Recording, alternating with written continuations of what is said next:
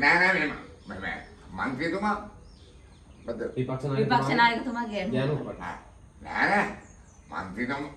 නෑ මන්ත්‍රීතුමා විපක්ෂ නායකයෙක් ගෑනුන්ට පටක් ඇදලා ගත්තා.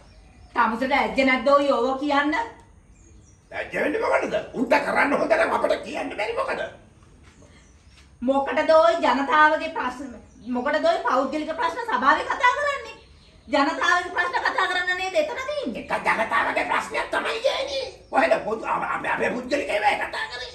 දැන් ඔය ප්‍රශ්නෙට මුල්ුනේ ගුරුතුමිය. ගුරුතුමිය.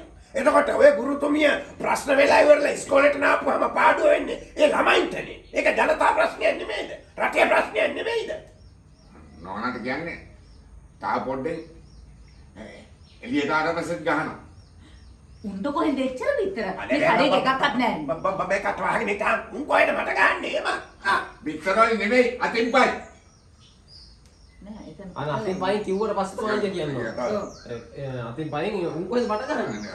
බකට වයින්ද? එතන මේ ඒ හරි ගම තා පොඩෙන් එළියට ආවත් ගහනවයි කිව්වම මම කියනවා මේ